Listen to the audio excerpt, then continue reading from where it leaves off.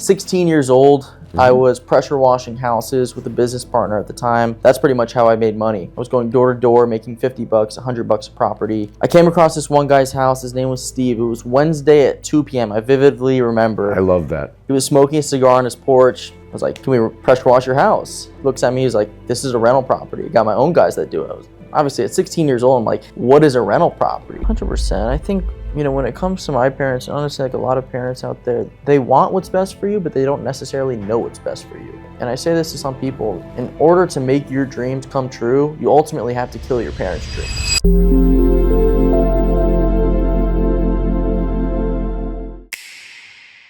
Guys, Mark here, back at Shapiro TV, but today I have a super huge treat for you, okay? There's a lot of guys in the real estate space. There's a lot of guys that are in the Section 8 space. But this is the new sheriff in town. Tom Cruise, you're shit, bro. You're nothing compared to this kid. He owns more real estate than you ever fucking owned. Probably not true, but he's coming up real fast on you.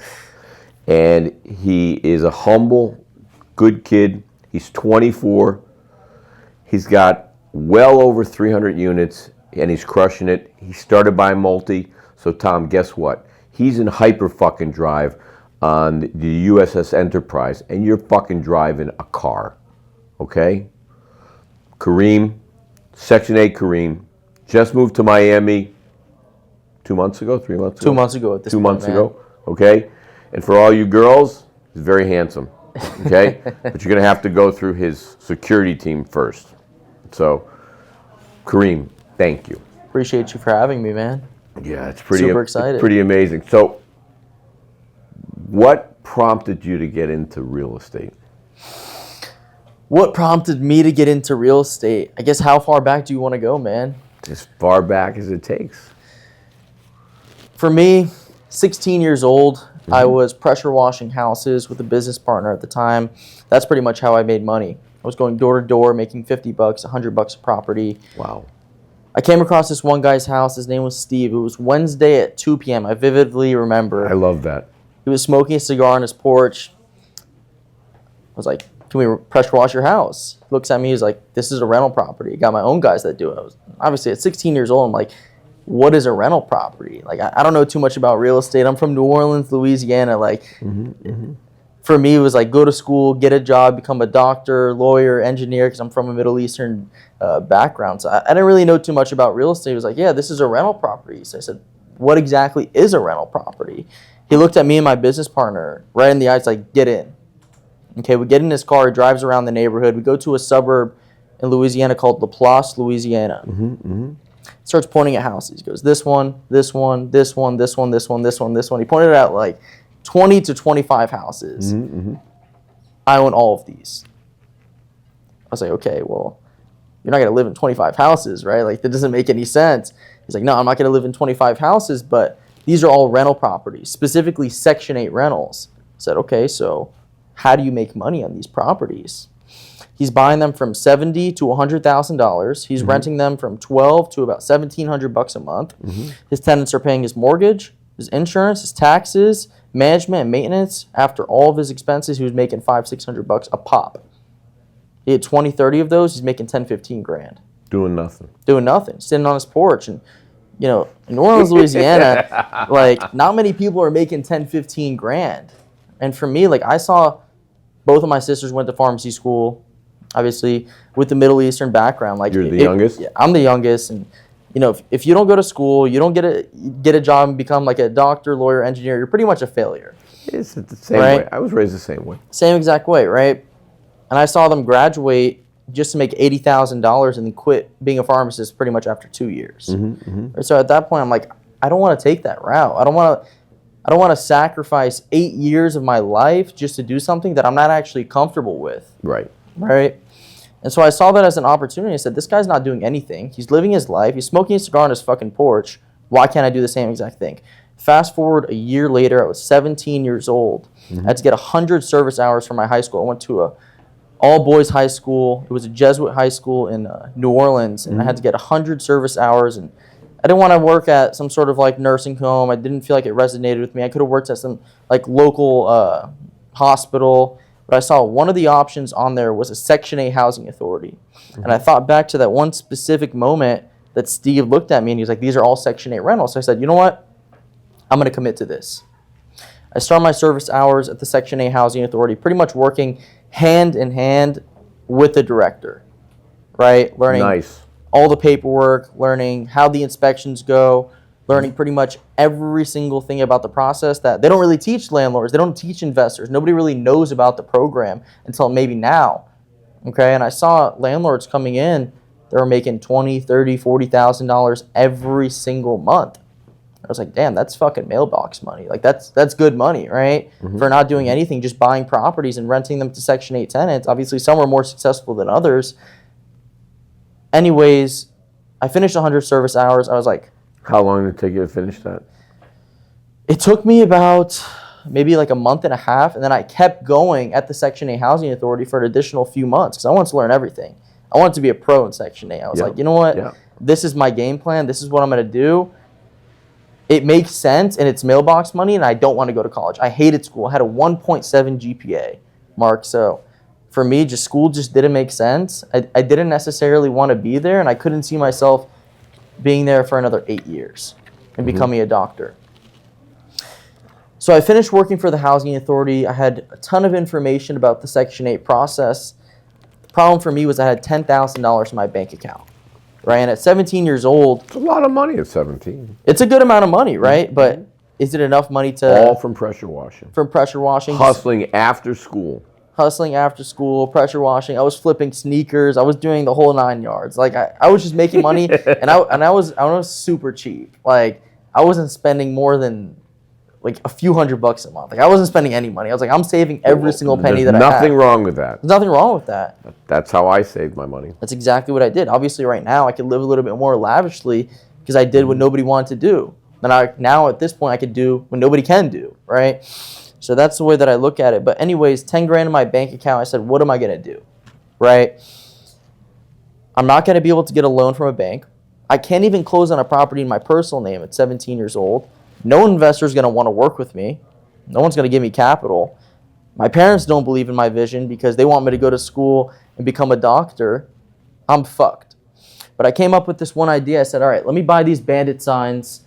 Let me just start throwing them around. Mm-hmm. Okay, I bought about 100 bandit signs that say "We buy houses cash." Threw them all over the city. Mm-hmm. I was getting hundreds of phone calls at that time. Mainly no's, right? Some investors, some people just were homeowners that were potentially open to selling their house, but no deals actually made sense. And at 17 years old, you don't really have a crazy pitch, right? Neither do you know too much about sales either. Like, what sort of pitch did I have? It was like, hey, are you willing to sell your house or not?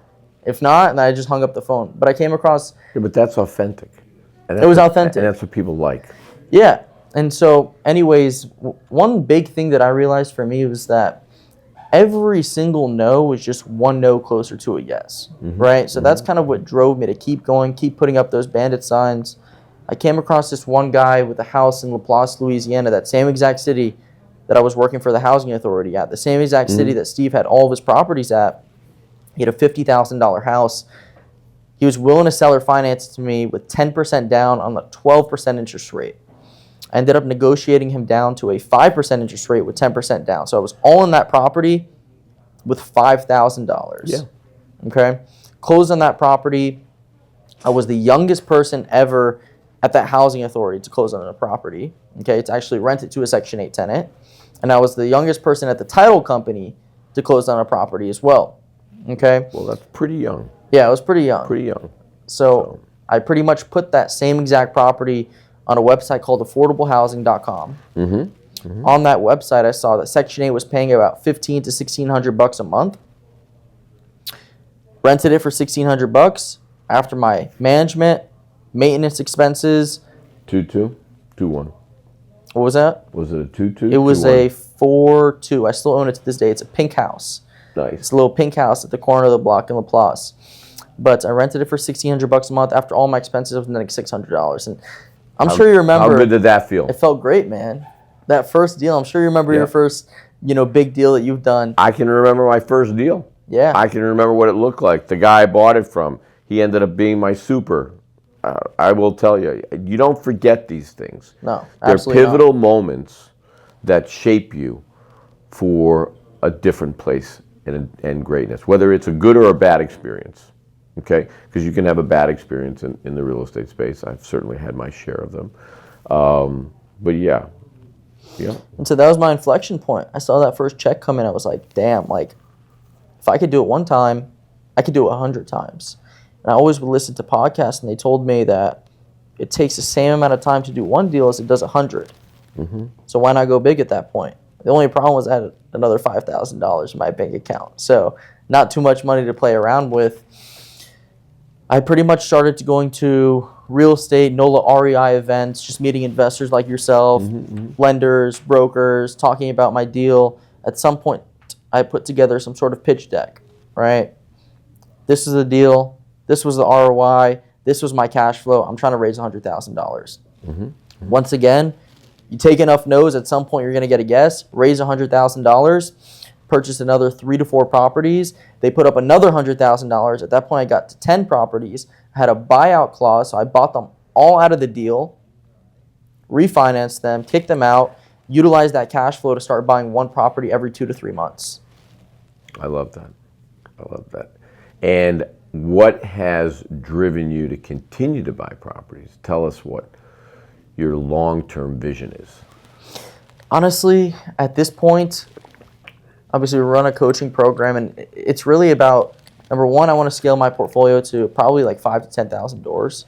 Additionally, I want to try to help as many people as I can as possible, because I'm sure you know this. There's so many people out there that are in that 9 to 5 like rat race, quote unquote, that don't actually know that you don't need hundreds of thousands, if not millions of dollars to buy a rental property. You can get started with one deal with $10,000, $15,000. And people are just unconsciously incompetent. They don't know what they don't know. So I'm teaching people how to actively do that. And that's the biggest thing for me, because you see people that are stuck in their jobs. You see people that are like doctors, lawyers, attorneys that are even unhappy at that point just because they're unaware that they can invest in real estate and they can do something different. You know, as a young man, you're 24, that's a really amazing thing for you to say, to make a difference, to change someone's life. And I think a lot of the real people in the coaching space, that's their mentality. And that's what we do. That's the whole mentality of it. Because we believe in Judaism, and I think most religions do, if you do good, good will come back to you. A lot of people are so hyper-focused on the financial reward, they forget the actual human reward, because you're putting good out into the universe. What goes around comes around. Yeah. And, you know, like, I mean, we do little deals are a little larger with some of the Section 8 housing authorities that we work with, because like the deal I was telling you about in Memphis, it's 127 units, but 26 of them have a set-aside on it. It was built using Davis-Bacon, and so it's got I'll call them rental restrictions, or AMI, average mean income. So we've got to keep them at the 80-20 deal. So most of these deals are either 80-20 or 60-40. This one's an 80-20. So if the rent at market is $2,000, we can only charge $1,600. 80% of it. Right. But of the AMI on this one, the market rates are higher than the AMI is higher than the average normal market rate rent. So we're not reducing our rent. Our rent is just now guaranteed. Right. So, and you know, it's funny because people think, oh, you don't have a property, you have a couple hundred units, and 20 of them are Section 8 residents.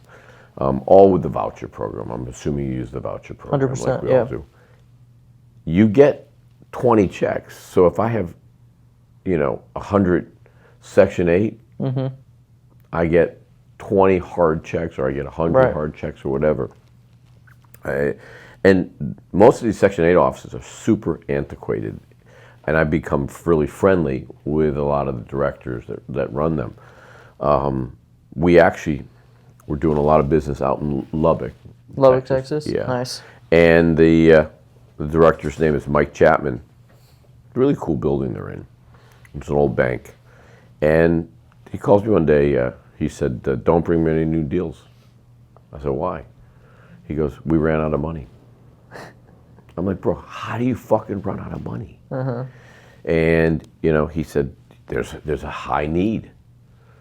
And, they got money, they got money the following quarter, but I don't completely comprehend how our governmental agencies would run out of money, or I don't completely comprehend, and I don't know, what your interaction is. I don't interact with any residents. I don't speak to anyone. Yeah, I but when sometimes we'll go to site inspections. Tanner's come with me a few times. Okay. We bought a place in Garfield Heights, Cleveland, Ohio. Garfield Heights, Ohio. It's a suburb of Cleveland. Right. 324 units, and we're going through the inspection period. We're going through the due diligence, and we were actually walking the property and we're filming it, and we're talking to the actual residents. Right. And they're like, we love this place. We just want it to be taken care of. We want it to be rehabbed.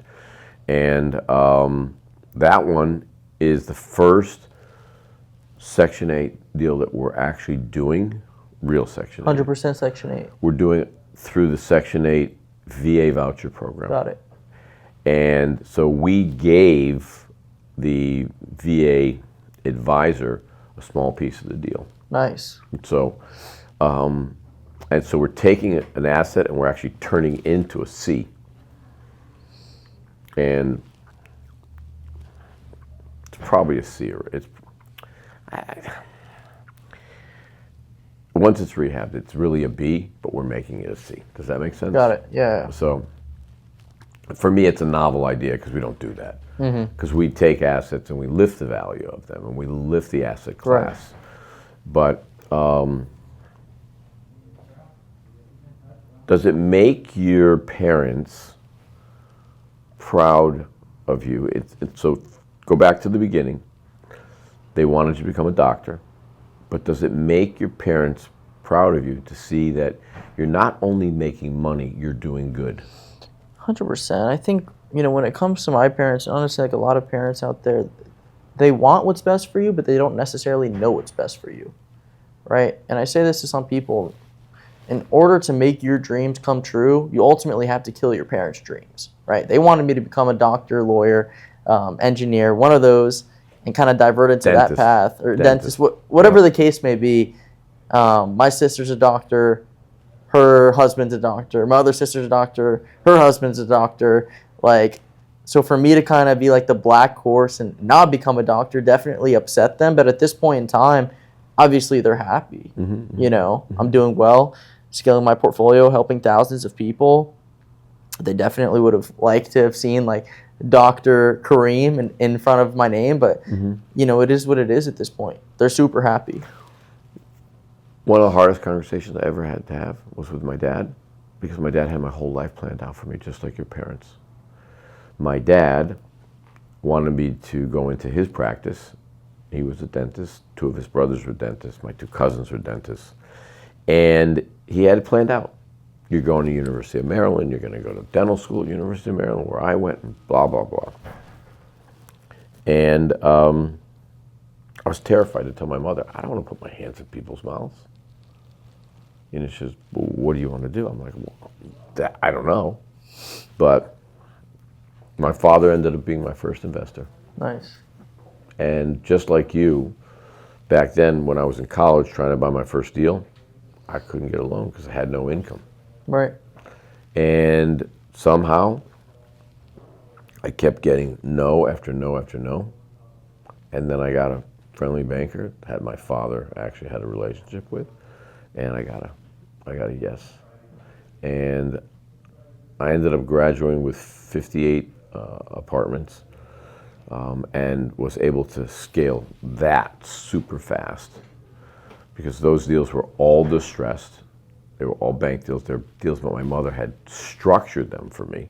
So I didn't even have to structure my deal. Well, we used the same roadmap from the first deal to all my units before I graduated college. And then, like you worked at Section 8, I wanted to know how money worked. So I got a job as a commercial lender at a bank. Nice. And I'm like in the lunchroom, and there was a list of their REO department because banks take back properties. So I found out from my boss. I said, "Can I buy from the bank?" He's like, "Of course." Right. I said, "Can I?" Because I had what's called a pen back then, so I could sign a loan if it met the bank's underwriting criteria. Right. And I had to do all the underwriting. I didn't have to do loan submission. I had to just go to my boss. This guy's name was Fred Wheeler.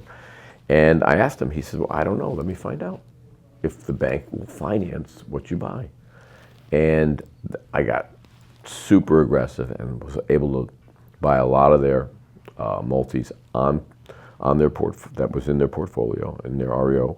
And I was able to leverage that. And I left the bank after 18 months. Wow. Never worked for anybody else. That was your first and only job, huh? Yeah. Yeah. The year I took off between my freshman and sophomore year, I tended bar. So I technically worked for somebody, but that was before I graduated college. I loved doing that too. Down here. Yeah. It wasn't like pressure washing houses. So you graduated college? Of course. Where? Central Connecticut State University. Nice. So CCSU with an accounting degree. Yeah. Had about maybe one semester left to finish up at the University of New Orleans.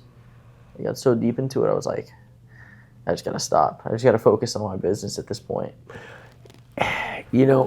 Look, you can't become a doctor like your family members unless you go to college, unless you go to medical school, unless you do your residency.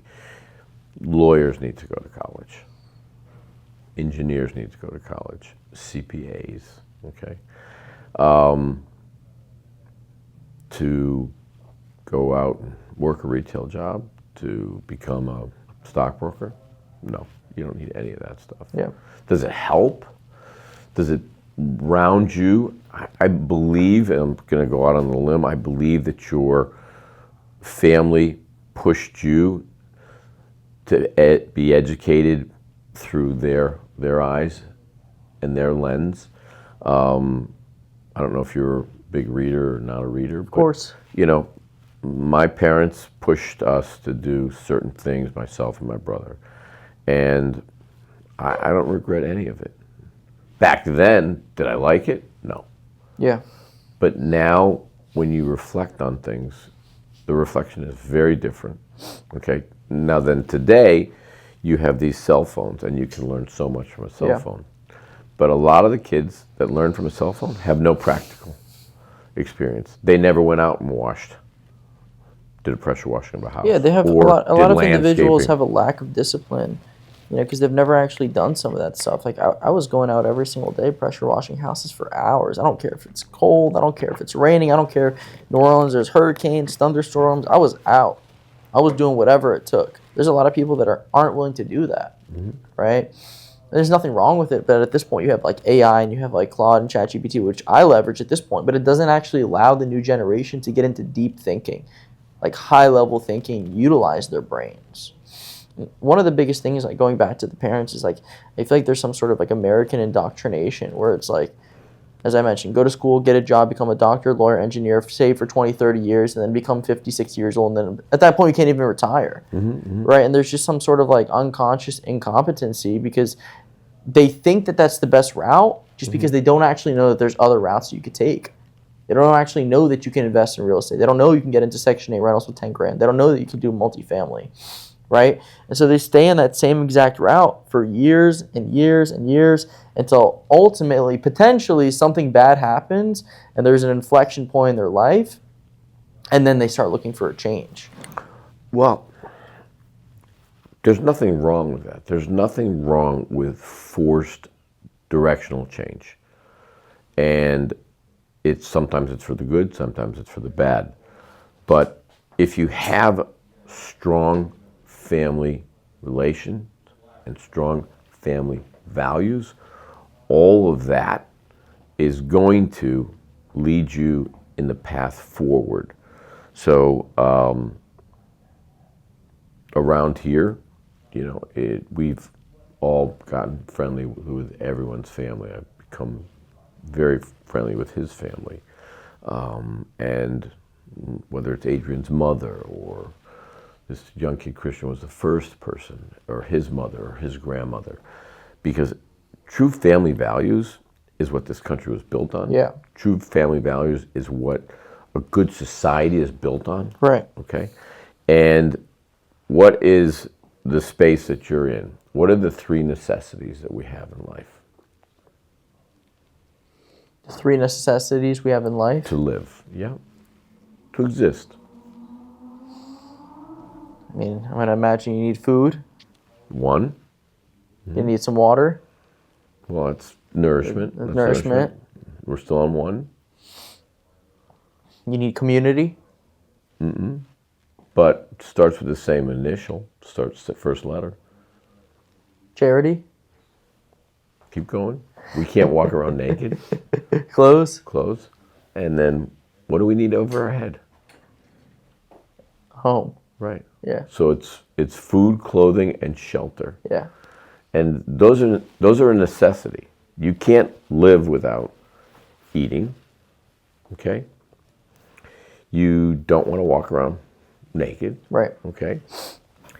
And then the last thing is you need a place to lie your head. Right. So you're in a necessity business that requires people to have it.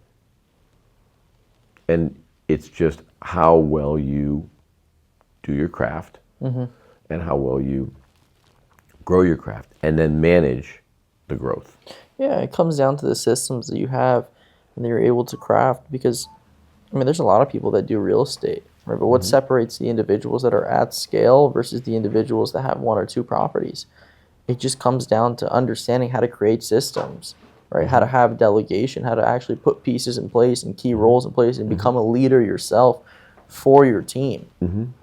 That's the biggest thing. And a lot of people ask me all the time, like, why do you keep holding on to your real estate? Like, why don't you sell it after you made a profit? Like, some of your houses have doubled in value. People are going to consistently need properties to live, right?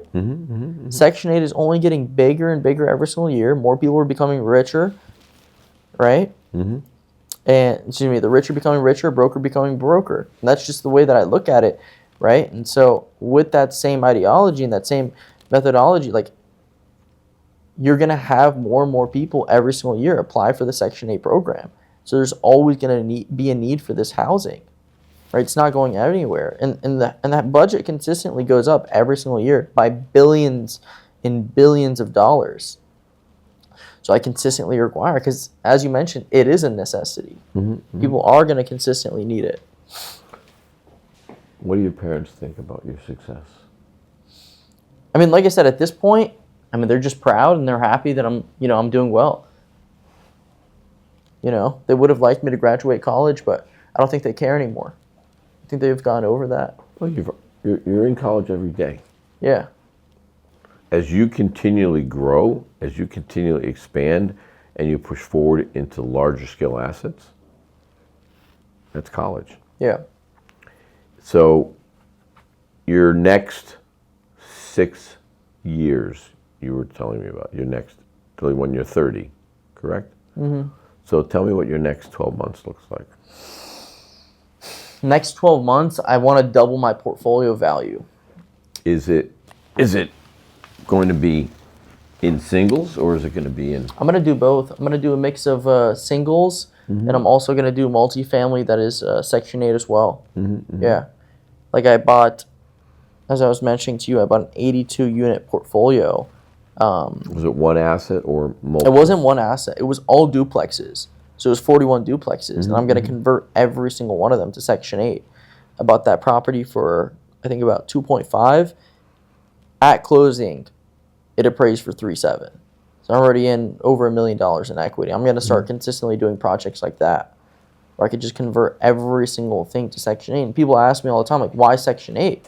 And the way that I look at it is you're getting rent that's backed by the U.S. government. Yep. Right? So if you think about what happened during COVID, right? I don't know what happened to you specifically, but with a lot of different individuals that were in the game, right? And in real estate in general, they weren't getting their rents. They couldn't make their mortgage payments. They got foreclosed on. They got screwed. For me, I was still getting that government-backed check on the first. Mm-hmm. The next big thing is Section 8 is about 10 to 20% above market value, depending on the market, obviously. Correct. In the markets that I invest in, it's above market value. The third thing, and this is one of the biggest things that people overlook, is that Section 8 tenants stay in a property for about 7.5 years. Market tenants stay in a property for right around 2 to maybe 2.5 years. You're looking at 3 times as long. Why is that important? Why is that? Yeah. Why is that important, or why is that in general? No, why is that in general? Well, why is that in general? Because with Section 8 tenants, I would say a lot of them are older in the program, where it's just like elderly people that don't want to move. Mm-hmm. That's one thing. Yep. A lot of them are like just raising their family there, and that's like their home for maybe not necessarily for life, but for quite some time. They're not moving from city to city. Mm-hmm. And additionally, it's hard if you have a Section 8 voucher to move from city to city. It's very, very difficult because you got to transfer your voucher. You got to do all this paperwork. So they're just like, yeah, they get into a house, they just stick there. Yeah. Right? And then for me, what does that do? Well, if I don't have to rehab my property and I don't have turnover every 2 years, I'm making more cash flow at the end of the day. Mm-hmm, mm-hmm. Less I'm spending for maintenance. In addition, turnover kills your profit. Yeah, it'll kill your profit if you have to repaint your house every other year, right? And you have to put new flooring, you got to redo the kitchen. I mean, you're not making any profit, right? But with Section 8, they're staying for 7.5 years. And then if they do something to your property, right, because a lot of people have this stigma surrounded by Section 8 in which they think that Section 8 tenants are bad. They're going to destroy your property. They're bad people. They're not. They're not bad people. They're normal people who literally just don't make a lot of money, right? But if they, for whatever reason, destroy your property, which really they won't if you have a thorough screening process, they can get kicked off the program. The last thing a Section 8 voucher recipient wants is to lose their voucher. Yeah, they don't want to lose it. Because they can't go from authority to authority to authority. They're going to have a really hard time getting a new voucher. It's super hard. I mean, You know what the average waiting time is to get a voucher? It's like 8 to 15 years, depending on the county. So, I mean, you just got something that pays your rent every single month. Why would you destroy your property and get kicked off the program? You wouldn't want to do that. Mm-hmm. So that's the big thing, but it ultimately just comes down to having the right system, having the right screening process. Do you have the right property manager? Like, one of the big reasons like people work with us in my programs because we already have all the resources set up. We got the property managers, we got the inspectors, we got the markets that are feasible. We've already called the housing authorities, right? So you're walking into a system that already has resources there. Yep. Where is the majority of your portfolio? In Louisiana and Ohio. Louisiana. Ohio. Yeah. What towns in Ohio? Dayton, Cleveland. Dayton, Cleveland. Have you looked in Akron? I have. I like Akron as well.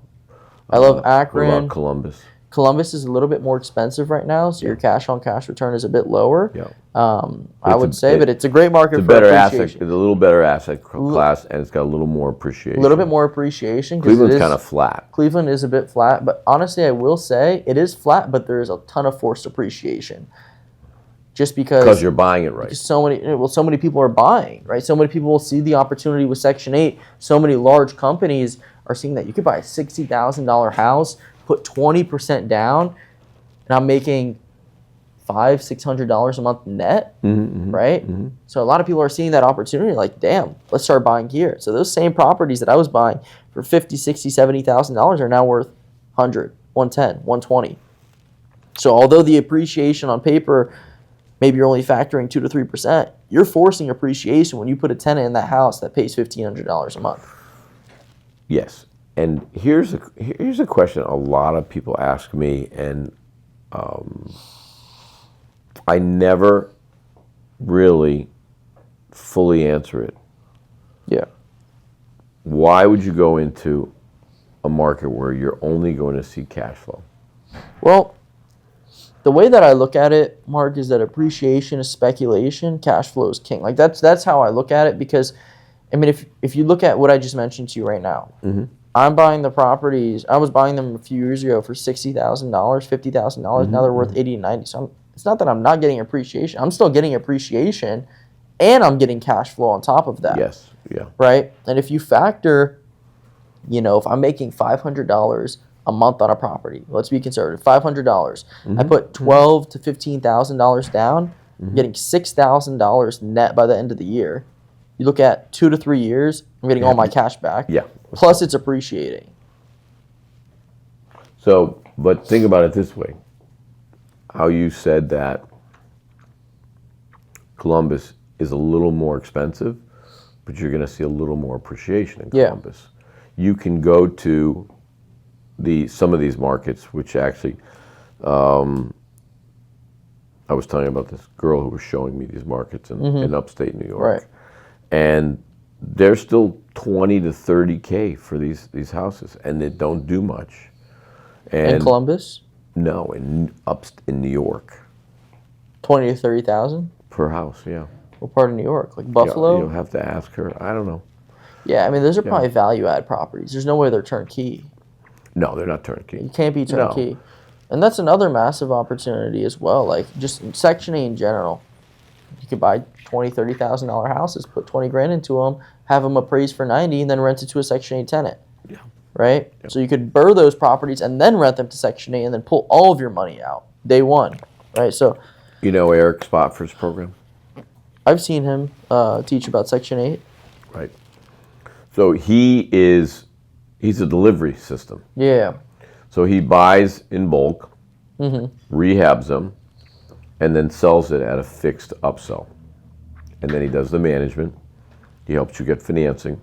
He does the assists with getting the vouchers and getting people into the asset. And I actually like that model. We don't do that. We just teach people Section 8. We show them probably the similar things that you show, these small little add-ons. The same thing we use from our multifamily. We have a lockout provision. We're never going to pay for keys out of our pocket. We have a minimum maintenance issue. Yeah, $150. That's exactly what we use. And then we have a thing we call pride of ownership.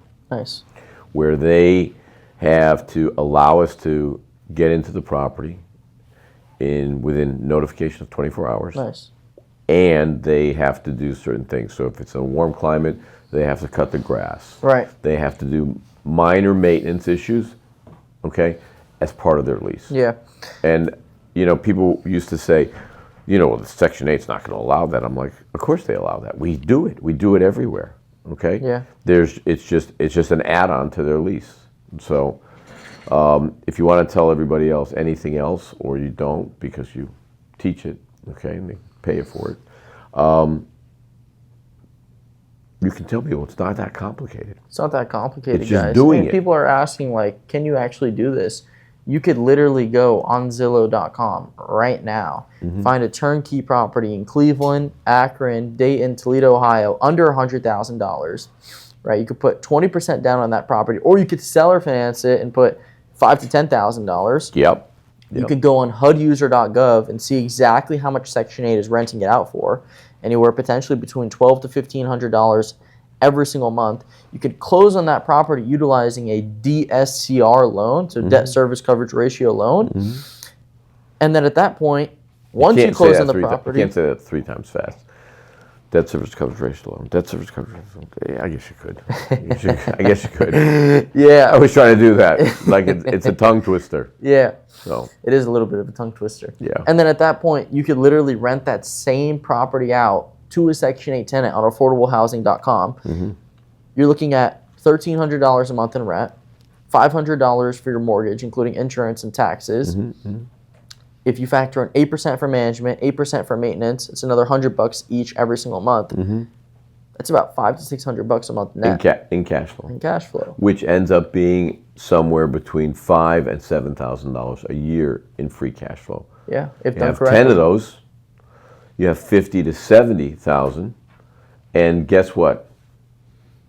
It's You can utilize that every month. existing cash flow. Every month, it's a new property. Every month it's a new property. So, and what baffles my mind is that so many people know and understand the greatest path to wealth is owning real estate, okay? But they never actually do it. 100%. Well, what I like to tell people, Mark, is knowing will never make a profound difference in your life. Just because you know information, you know how to do something, doesn't actually mean you will do something.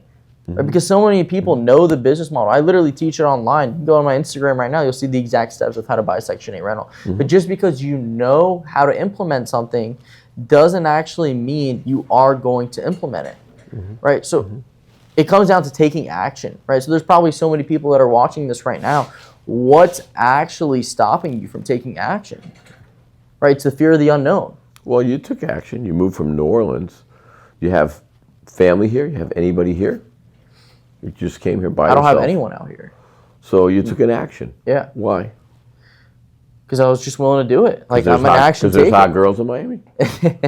We have the hottest girls out of anywhere in the country. Potentially. Yeah. You know? Yeah. I mean, I moved to San Diego right after New Orleans, which is, like, pretty competitive. But I know some guys out there. Yeah. Yeah, San Diego's cool. It's a little bit more chill, but I like Miami a bit better. Depends on the time of the year. I would say, like, all the way from, like, November until maybe May, solid out here. After May, it's too hot. So I'm probably going to go back to San Diego at that time. I love the hot weather. You love the heat? Try Colorado in the summertime. Colorado? Yeah, it's gorgeous. Yeah. I've never been. Oh, my God. I think I'm going to Europe this summer. I tried to get somebody to come visit me when I was out there skiing, but he didn't want to come. So. Yeah, I think I'm going to go to Europe for this summer. I'm going to go to Brazil in May, and then right after, I'll probably come back here, go to a few World Cup games, and then head out to Spain, Italy. Did you buy a condo over there? Where? In Europe? At the stadium? No, at the stadium. No. So they have these suites, they're condos. Oh, wow. And so a few of my friends bought them pre-construction. They've doubled already. Oh, wow. They weren't a lot. They were like $300,000-$400,000. Nice. Are you going to go to some of those games? Absolutely. Yeah, I'm excited. When I'm done with the day, I want to go home. I want to chill out. I want to go in my pool. I don't, we get invited to so much freaking shit. And I like to go. I like Tanner to come with me, okay? We have other guys that film. And by the way, where are they today, Tanner? Yeah, these fucking bowheads. But, our whole content model's changing pretty dramatically. I'm trying to get comfortable with a lot of, they call it... You're going to do some streaming? B-roll. Oh, beat roll. B-roll. More about my personal life and stuff like that. And, Tanner taught me how to post. Nice. So Are you doing your own posting? No. But I'm doing some posting. Don't make fun of them, okay? It only took me like a month to be able to do it consistently. Every time I try to do it, I call him and I say, Tanner, it's not working. He's like, it didn't upload yet. Relax. So, like, I was at a wedding last night and I got to give him, He's always making fun of me. It was good. I was on your Instagram Live yesterday. I was trying to hop on. Oh, that was you? I was trying to put you on. Karim. I was trying to put you on. Yeah. Bro, I get these broads. I got this new girl, okay? They're like obsessed with you, okay? And they're crazy. They're from all over the place. Yeah. Every time I go live with Adrian, okay, it's always somebody from Pakistan or India. And they're 17 and they're living in an appliance box, okay? And they're like, I want to go into the real estate. But they're all unbelievably genuine and kind. And they're smart. Yeah. And I'm like, come here. come to this country. Yeah. Because there's so much opportunity here. I don't know why, more people aren't here. Because this country, you can become anything by just working. Any and everything is possible. I mean, honestly, that's what I genuinely believe. Mm-hmm. Like, you could really do anything in this country if you wanted to. It's literally called the land of opportunity for a reason. Mm-hmm. Mm-hmm. So, when you decided to do this, did you think that the social media was going to... Honestly, I started creating social media content at 19 years old. At that point, I had about 40 properties. Mm-hmm. I made my first video. It was literally me walking into one of my rental properties. It's like, what's up, guys? I made this. I bought this property. It's like $60,000 or $70,000. I forgot what it was. I'm renting it out for $1,400 a month. I'm making $600. It's a Section 8 rental. Like this video. I didn't expect anything of it. It got like 30,000 views. Nice. Yeah, like 1,000 likes, and I was like, cool. Well, people are interested, right? People like this content. I didn't really know too much about coaching, but I definitely liked helping people. Like I put on so many individuals. I've probably made over 50 people that I personally know, right, or in my program, millionaires. Yeah. Right? Yeah. And so it wasn't so hard, was it? It wasn't so hard. I just love helping people and like sharing value. Right? People that know me on a personal level understand that, right? Mm-hmm. Anyways, I made another video. I was like, all right, guys, this is the Section 8 inspection. At this point, I was still in Louisiana. I never really used to look at my properties, but I was like, let me just make some content. Let me just show people what the day in the life looked like. And so that one got another 15,000, 20,000 views. And one big thing. You were filming them yourself? I was filming them myself, yeah. It was just like random content, right? That one got 15,000, 20,000 views, got a ton of likes as well. And then I started getting people reach out to me like, hey, like, why don't you teach about this? Do you have a coaching program? Do you have a mentorship? Do you have a mastermind? It's like, okay. Well, obviously individuals want to learn how to buy real estate. I worked for the housing authority. I feel like I have an edge. At that point, I started buying properties completely out of state. So within about 6 to 12 months, I put together my real estate coaching program where we basically walk people through the entire process, right? We choose the market for them based on their goals. Yep. We help them with their LLC. We give them the lenders that I utilize, the DSCR lenders. We send them turnkey properties on and off market. And then we pretty much plug them in. We all use the same lenders. Yeah. I think our biggest lender for 1 to 4s is Kajabi. I think that's our biggest. Kiavi. Oh man, I gotta get you a better lender than that, bro. I have some top notch ones because the thing about Kiavi is that they have $100,000 minimum purchase price.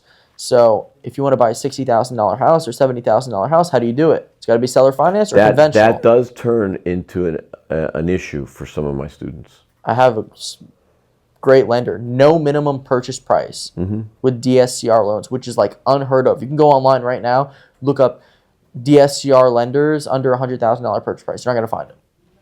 70% loan to value? 75? No, 80%. 80%? For me, I do 85. Give it to me, so. Yeah. Well, that's because you have a lot of experience. Yeah, I have a lot of our experience. guys But if you're a newer investor, you're going to do 80 LTV. Yeah. Which is good. I mean, it's a $60,000 house. You're not putting that much down. No. Right? No, not at all. And so a little bit after that, obviously, I created my program, and we just saw massive success. Like, we've had thousands of people go through our program and honestly have unbelievable results, and people from all different walks of life. Like, I've worked with multiple UFC fighters. Like, I don't know if you follow the UFC, like Henry Cejudo, Jorge Masvidal, he's from Miami, and just obviously individuals that are just in 9-to-5s that are like, hey, we got 10, 20 grand. We don't have that much money, but we want to start getting into real estate. So at that point, we teach them how to allocate that $10,000 to $20,000 and then how to raise capital and how to do seller financing deals as well so they can continuously scale and they're not capped. I like that. Well, I believe it's April 20th. Maybe you'll come and I'd be down and talk to Adrian. You'll participate. I typically bring, so for our mastermind, we typically bring a bunch of real estate people, local. He does small bay industrial. His name is Shane Decker Capital. Welby from New York, black guy? No. He does a lot of Section 8. He's been bankrupt 3 times, but he built himself back to a solid million net worth. Oh wow, nice. Okay, and he's ended up becoming his own bank Nice. on deals. Great guy. And then some of the local guys. We all really bang real estate, and we'll have anywhere from 20 to 100 people in here. Probably 20 to 70. 20 to 70. Yeah, man. I would And love to come. it's not too crazy. It's great networking. Let's do it. And On I'll April make sure- 20th? I think it's the 20th. Yeah. Yeah. Gonna have some I'd love to surgery come by. on the 21st. I want to do this not as a complete podcast. I want to do a second part. So, I'm super grateful for you coming by. Appreciate you. I'm having me, also man. super grateful that you're motivating and you're following or you're creating, you're trailblazing. Because for any of us to help, it is the gift. Right. And you're helping people to make their life transform from one thing to another. Right. And that is the greatest gift that there is. So, Karim, this is an open invitation. You want to come crash here, you want to come hang here, you want to shoot hoops with Tanner, play ping pong. I just got frickin' smoked up at PBD's by Adam Sosnick, and I think Tanner was actually like, yeah, they're smoking them. I haven't played in a while. Ping pong? Well, we call it table tennis, but Nice. Adam was actually pretty good. I used to be on the ping pong team in my high school.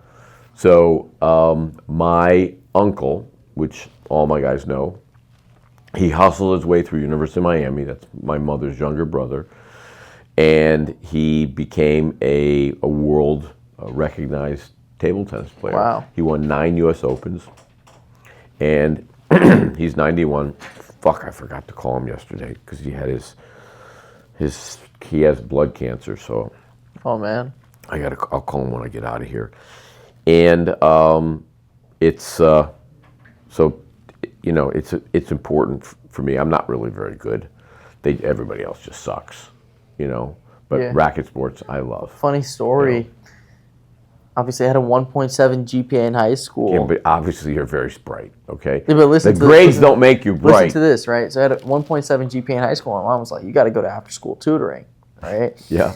Because they used to offer it for free at my high school. I'm like, all right, you know, I get off school at 3, pick me up at 4:30. That's fine. I'm gonna go to the tutoring. But I never actually used to go. What I would do in the meantime was just go play ping pong because I secretly joined the ping pong team at my high school. And so I got really good at ping pong. I haven't played in quite some time, but that's pretty much how I got into it. Telling my mom I was gonna go to strokes. Yeah. You never want to let your parents down. Your parents are still alive. yeah, correct? of course. My parents have passed away because I'm a lot older than you. I had such a great childhood. Growing up, my parents were amazing. Their friends, my aunts, my uncles, my cousins. And you see this a lot in the Section 8 program, in the Section 8 voucher program, in the Section 8 profile. A lot of single moms. Yeah. A lot of mothers that have had multiple children, Yeah. which is a big portion of Section 8. But they're good people. 100%. All they want is that family, that human Build closeness. that community. Yeah. You're creating community. That's why we tried it with our multifamily. We try to create a sense of community so we have less rollover. And people are making it their home. Yeah. And People that's what we always live for. comment on Instagram. They're like, "You're a slumlord. You're this. You're that. You're taking advantage of the program." I mean, I invite you guys to consider, whoever's thinking that out there, like, ultimately, if I don't house these people, there are landlords that refuse to accept Section 8 tenants. Yeah. Right? And so they literally just sit in the street a lot of the times. I've had to house multiple Section 8 tenants that were just homeless because nobody wanted to work with them because there's so many stigmas surrounded by the program. Yeah. It's We're just providing quality It's a housing. misconception. Major misconception. So guys, Kareem's going to be here for our next real estate mastermind, and we're going to cut it up again. We're going to do a part 2 I'm going to have him come and we're going to analyze some of how he analyzes not Section 8 deals, but multifamily deals. So, and you're also welcome to just come. We have water, we have food, we always have something going on here. Yeah, man. So- April 20th, right? Yep. I'm down. Yep. Let's do it. Appreciate you Well, for having me, Mark. It was you. amazing, bro. Thank you so much. No, you're amazing. Guys, Mark here. Have a phenomenal rest of the day, phenomenal week, and do yourself a favor. Do something nice for somebody. Stop being such a selfish motherfucker, okay? Go feed somebody. Let's go. Guys, if you like this video and you want to learn more about the art of investing in multifamily real estate, then I want you to click the link in the description below. At Shapiro Capital, that is exactly what we do. Our community is designed to show you every nook and cranny in the real estate business, and it has helped our students close over $200 million in deals to date. So if you are ready to begin the process of mastering the multifamily business, I want you to click the link below. We can start building your portfolio today. Let's go!